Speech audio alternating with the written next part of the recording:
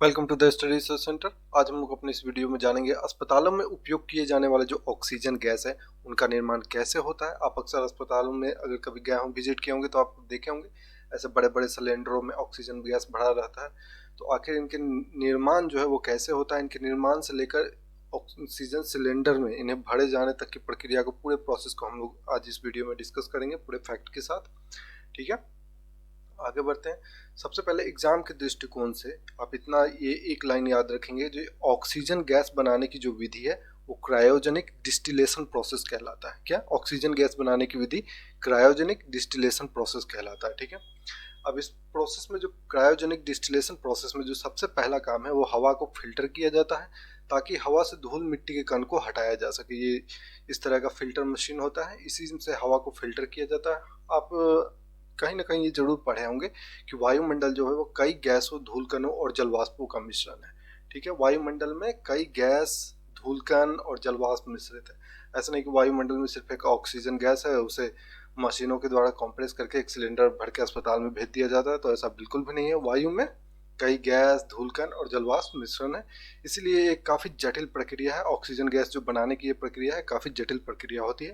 तो सबसे पहले क्रायोजेनिक डिस्टिलेशन प्रोसेस में जो है वो हवा को फिल्टर किया जाता है, ताकि हवा से धूल मिट्टी के कण हटाए जा सके, अलग किए जा सके। ठीक है, इसके बाद में जब हवा से धूल मिट्टी के कण को अलग कर लिया जाता है तो इसके बाद कई चरणों में जो है हवा को कंप्रेस किया जाता है, और इसे कंप्रेस करके एक टैंकर्स में भरा जाता है। आप अक्सर सड़कों के किनारे, ये जब आप कभी भी मोटरसाइकिल में या फिर अपने कार में, वाहन में जब आप अपने हवा भरवाने जाते होंगे टायरों में, तो आप अक्सर देखते होंगे उसके पास ये कुछ इस तरह का मशीन रहता है। इसके ऊपर ये जो मशीन लगा होता है यही ये कंप्रेशन मशीन होता है, और ये टैंकर होता है। इसी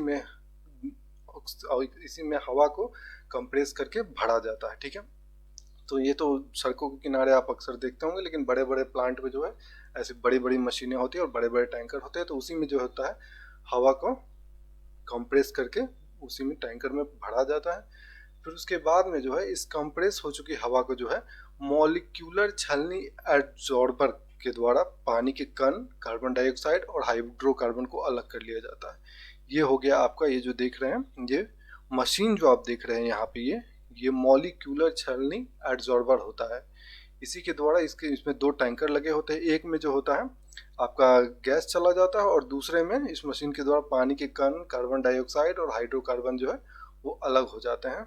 ठीक है, तो ये अशुद्धि भी अब अलग हो गई, यानी पानी के कण, कार्बन डाइऑक्साइड और हाइड्रोकार्बन जो उस गैस में मिले हुए थे, ये अशुद्धि भी ये मॉलिक्यूलर छलनी एड्सॉर्बर के द्वारा अलग हो गया। ठीक है, तो ये दो प्रोसेस से गुजरा। फिर उसके बाद में अब इसमें से पानी के कण, CO2 और हाइड्रोकार्बन अलग करने के बाद जो ये कंप्रेस वायु जो बचता है, इस कंप्रेस वायु को डिस्टिलेशन कॉलम में डाला जाता है। ये इस तरह का कुछ टैंकर होता है, ये डिस्टिलेशन कॉलम इसे ही कहा जाता है। तो इसके बाद जो है हवा ये इसी डिस्टिलेशन कॉलम में जाती है। ठीक है, अब इस डिस्टिलेशन कॉलम में क्या है कि पहले वायु को ठंडा किया जाता है, और उसके बाद जो है उसे 185 डिग्री सेल्सियस पे गर्म किया जाता है, और इसी प्रक्रिया को जो है डिस्टिल्ड प्रक्रिया कहा जाता है। कौन सी प्रक्रिया? डिस्टिल्ड प्रक्रिया कहा जाता है।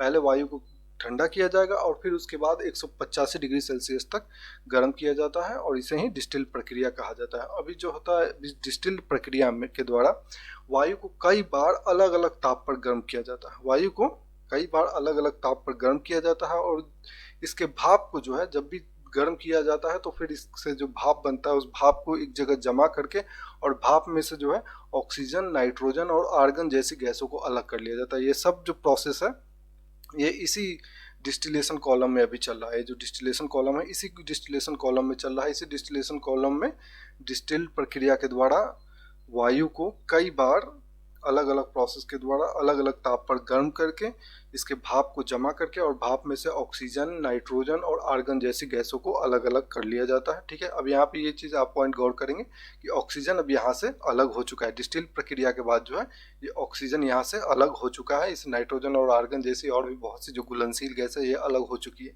तो यहीं से हमारा उसके बाद में अब इस डिस्टिल प्रक्रिया के बाद जो है हमें लिक्विड ऑक्सीजन प्राप्त हो जाता है, और फिर उसके बाद में लिक्विड ऑक्सीजन से हम यहाँ पे ये मशीनों के द्वारा इसे ऐसे बड़े बड़े सिलेंडरों में ऑक्सीजन को गैस के रूप में भर लेते हैं। ये इस तरह के सिलेंडरों में आप जो अस्पताल में देखते होंगे, तो ये ऑक्सीजन गैस भर दिया जाता है। तो और उसके बाद में इसे अस्पतालों को सप्लाई कर दिया जाता है।